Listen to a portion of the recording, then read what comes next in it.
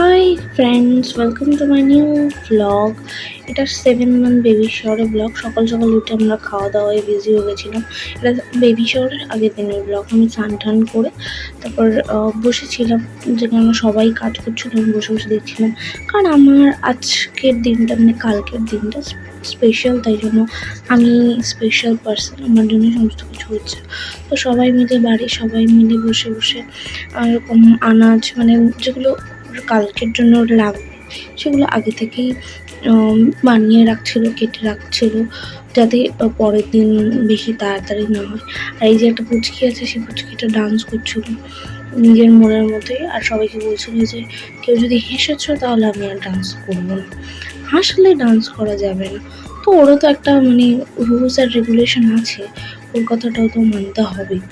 তো সবাই মিলে গল্প আড্ডা মারতে মারতে সুন্দর করে সমস্ত কিছু আগে থেকে প্রিপেয়ার করা হচ্ছিল, এবং আমি বসে বসে সেটা দেখছিলাম। কারণ আমি তো কোনো কাজ করবো না, কারণ কালকের দিনটা তো আমারই স্পেশাল দিন।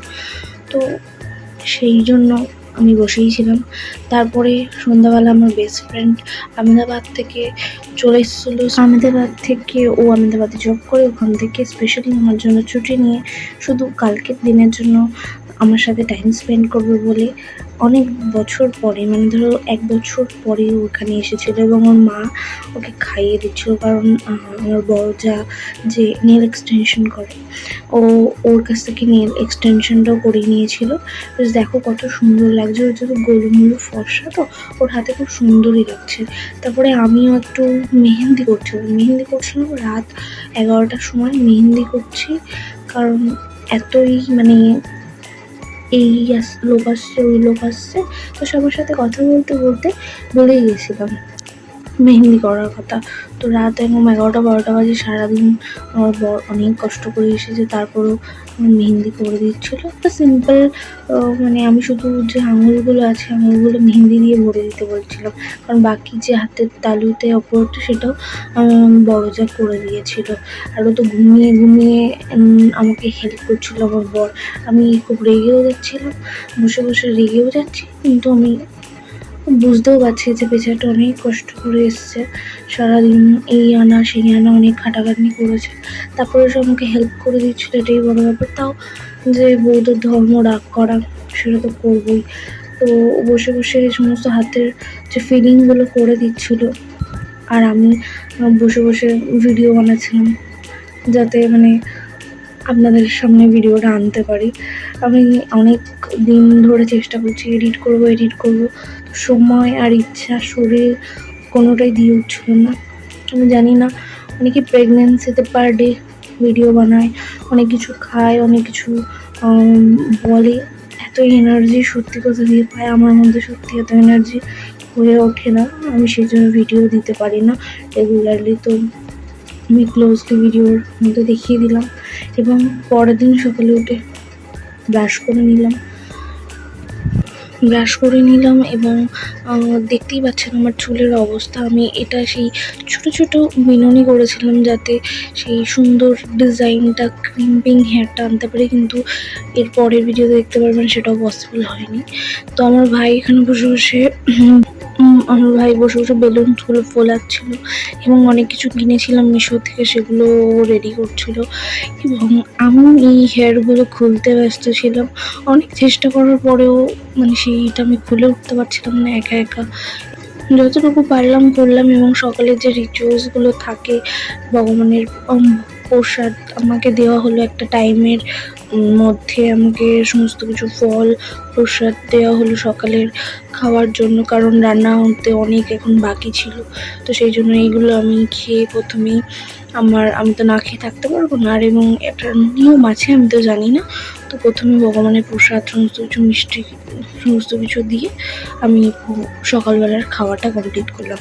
এবং এখানে দেখতে পাচ্ছেন সমস্ত কিছু যে মেনুগুলো ছিল, সমস্ত কিছুর জন্য কাটাকাটি যে আনাজগুলো ছিল রাখা ছিল, এবং ওখানে যে রান্নি আছে যিনি, উনি বসে বসে সমস্ত কিছু রান্না করছিল যে কী কী রান্না হচ্ছে, তো সেটা যাতে আমি আপনাদের সাথে শেয়ার করতে পারি। তারপরে আমি সেই আবার একটা প্রচেষ্টায় লেগে গেলাম চুলগুলো পুরোপুরি খোলার। অনেক কষ্ট হচ্ছিল, মানে আমি একা তো খুলে উঠতে পারছিলামই না। এতগুলো বানিয়েছিলাম যে আমার এত কষ্ট হচ্ছিল, একা খুলতে আমি পারছিও না। এবার অনেকে এসে আমাকে বলছে কেন বানিয়েছিলিস। আমি চেয়েছিলাম যে অর্গ্যানিকভাবে, মানে নর্মালি যে একটা ক্রিম হয় সেটা তো এইভাবে হয়ে যায়, কিন্তু সেটা হচ্ছিলই না। তারপর আমার বরের সাথে একটা ভিডিও ক্লিপ নিয়ে এলাম যাতে পরে ট্রান্সফরমেশন ভিডিও বানাতে পারি, কিন্তু এত বিজি ছিল পসিবল হয়ে ওঠেনি। এবং আমার বেস্ট ফ্রেন্ডের সাথেও সেম ক্লিপ নিয়ে নিলাম যাতে আমি এই ভিডিওটাই রিক্রিয়েট করতে পারি। এবং এখানে কাকিমা আমাকে রেডি করে দিচ্ছিল। তারপরে কাকিমার পরে একটা বোন এসেছিল, সে বোন আমাকে রেডি করে দিয়েছিল, পুরো মেকআপ সমস্ত কিছু করে দিয়েছিল। তো আমি সমস্ত কিছু মেকআপ করার পরে যখন বাইরে যাই তখন অলরেডি আমাকে ডাকাডাকি শুরু করে দিয়েছিল যে তাড়াতাড়ি আয়, তাড়াতাড়ি আয়, সময় চলে যাচ্ছে, তাড়াতাড়ি খেয়ে নে। তো আমি রেডি হতে এতই ব্যস্ত হয়ে পড়েছিলাম যে মানে খুবই লেট হয়ে গেছিলো, সবাই আমার জন্য অপেক্ষা করছিল। আর এখানে যে ফুলগুলো, সমস্ত ফুলগুলো আমার যে মেজো কাকিমণি আছে ওনার যে পার্সোনাল বাগান আছে সেখান থেকে তুলে এনে উনি ডেকোরেশন করছিল। তো আমি বলেছিলাম যে মেজো কাকিমণিকে প্লিজ তুমি আমার থালাগুলোকে সুন্দরভাবে ডেকোরেশন করে দিও। তো এই যে মাটির থালা, গ্লাসের সেট, সেটা আমার বেস্ট ফ্রেন্ড আমাকে গিফট করেছিল।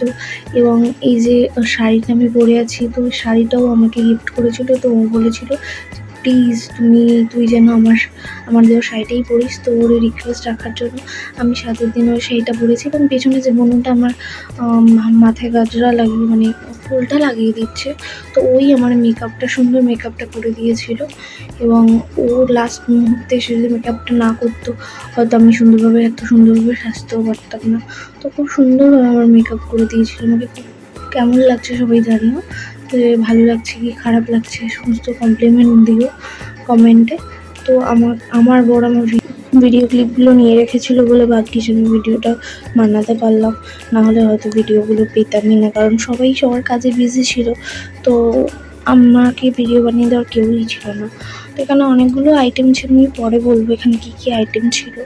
তো আমি সমস্ত কিছুই আপনাদেরকে দেখাবো। তার আগে আমাকে অনেকেই আশীর্বাদ করেছে, সেই ভিডিওগুলো দেখাচ্ছি।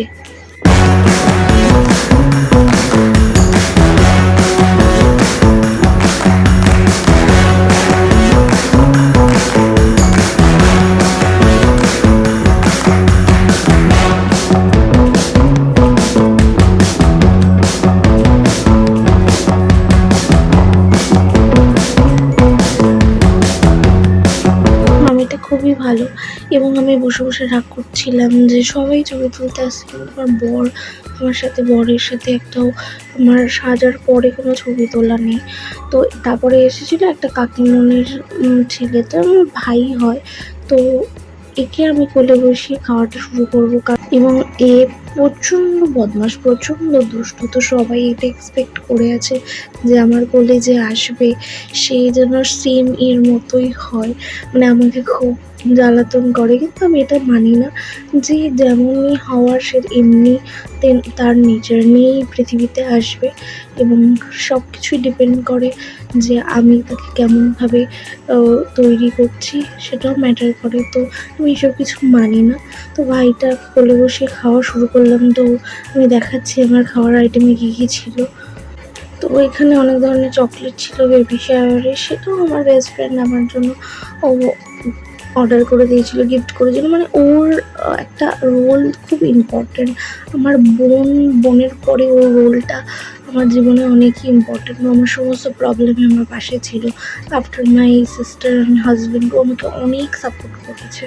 তো খাবার মেনুতে অনেক কিছুই ছিল, সেগুলো পরে বলছি, দেখাচ্ছি। এবং এখানে আমি ওর বরের সাথে শেষমেশ কয়েকটা ভিডিও, কয়েকটা ছবি তুলতে পেরেছি। ওর সাথে সেম ম্যাচ করে ড্রেস পরার কিছু তো ফটোস আমার কাছে থাকাটা ইম্পর্টেন্ট। এখানে আলু পোস্ত ছিল এবং 7 রকমের ভাজা ছিল, কাতলা মাছের কালিয়া, চিংড়ি মাছের মালাইকারি, পায়েস, ডাল, মাছের মাথা দিয়ে বাঁধাকপি, আলু, মাছের মাথা দিয়ে চচ্চড়ি, সমস্ত কিছু, মানে একটা মিক্সচার ছিল। মাছের মাথা ছিল, মিষ্টি ছিল, দই ছিল, পায়েস ছিল। এবং এখানে আমার মেজো কাকিমণি আমাকে খাইয়ে দিচ্ছিল। আর আমি এখানে তারপরে আমার বোনের সাথে এরকম একটা মাসি টুবি ভিডিও বানিয়ে নিলাম।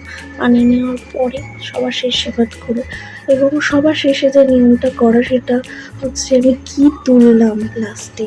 তো আমি জানতাম না আমি কি তুলবো, এটাও আদৌ সত্যি হয় কি না, তাও একটা রিচুয়াল, একটা গেম। তো সেখানে আমি কি তুলেছিলাম আপনারা দেখুন। আমি নিচু হয়ে বসে প্রণাম করে আমি শিলনোড়া তুলে নিলাম।